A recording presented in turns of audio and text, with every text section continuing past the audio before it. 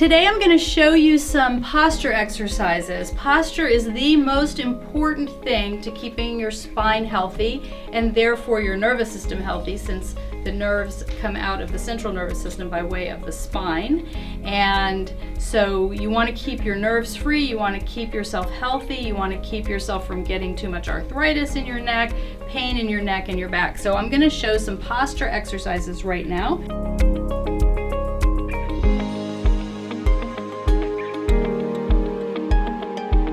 First thing we're going to do is work on the rhomboids, which are the muscles between the shoulder blades.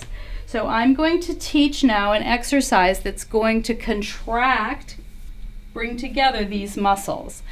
And it looks like goalposts.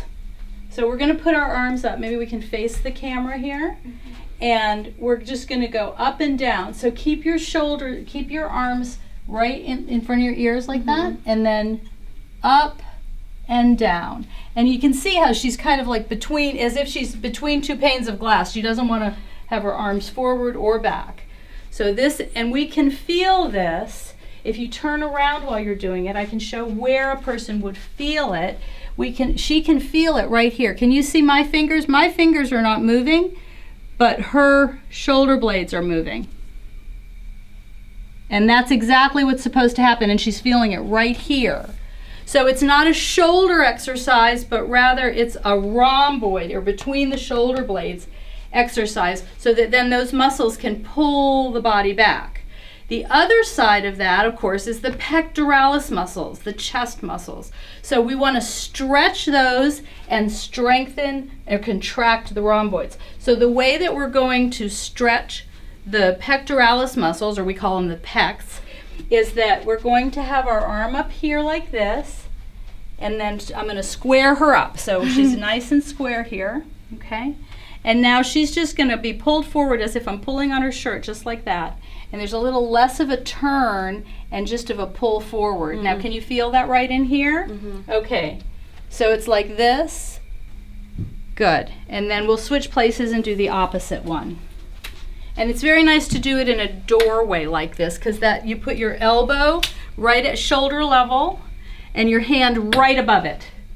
And then we're just going to lean a little forward from here, right from here. Okay? So forward, and this comes forward like that, just a little bit until you can feel this. And there are a couple of other varieties of this. If you want to get higher on the pecs, closer to the clavicle, you bring your elbow down just a tiny bit. And it's a little lower. Do you feel it? Or it's a little higher, rather. And then if you want to go up with your elbow, just not even that much, then you'll feel it lower. We also, for posture, interestingly enough, it's the legs that we're going to stretch next. So we're going to move over to a chair over here. We're just going to put our foot up on here. And with a slight bend in the knee, we're going to square ourselves right up. Now you'll want to bring your knee out to about hip level, hip width, so that you're nice and stable. And we just lean from the hips, lean forward as if it's a big board from the hips to the head. There's nothing like this is necessary. It's just be up straight and lean forward, and you feel a nice stretch back here in the back of the thigh. And if you bend your knee, it'll feel a little bit different. Just a little bit of a bend in the knee. Good. Okay, and of course we'll do our other one. We'll do the other one, and you can see my knee's a little more bent than Carolyn's is. And if you straighten your foot out, you'll get a better, yeah, there you go. And bring your foot forward a little. You want your hips nice and square to the chair. Okay, right there, good. To get really straight with my back, and just a little bit of a lean. And people say, oh, I can only go this far. That's as far as you can go. That's good. Okay, so that's the hamstring stretch. We're sitting so much that our hamstrings and our quadriceps end up getting short. So now we're going to stretch the quadriceps muscles, which are the muscles on the front of the legs. And Carolyn's a dancer, so she doesn't need to hold on as much as I do. You're perfectly free to if you want to. And I'm just going to lift my back leg, just lift the leg, and let the hip drop. And it's such a good feeling. Probably when you're first starting this, of course, you want to hold on to a wall or something nice and stable. And this feels wonderful. And it just kind of goes a little closer and a little closer to your butt. And it's just a really important and wonderful stretch. You can see that Carolyn is doing this holding on with 2 hands, and I'm holding on to something with my 1 hand. So whatever works for you, make sure your balance is very good. Now Carolyn, if you bring that knee forward just a little bit toward the other one and be up straighter. All right, there you go. Now you can actually stretch your chest and contract your back at the same time, and you have a really nice stretch. There we go. Now, there's one more, and this is not something that people think of very often, but it's very important to keep the calf muscles stretched out. People who have tight calf muscles often end up with tightness in their back. They could end up with back pain, they could end up with neck pain, they could end up with headaches, and so we want to keep the whole back of the body nice and long. And so what we're going to do is we're going to just put one foot in front of the other. And again, see how Carolyn's kind of lined up? We don't necessarily want that. We want it hip, we want a nice balance. So have your feet a little farther apart and then just bring one of them forward.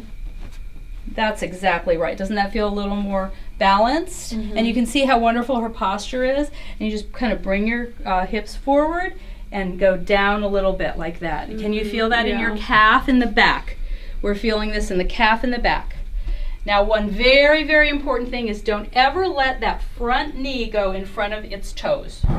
So do you see how beautiful this is? It's nice and up and down straight, 90 degrees from the floor.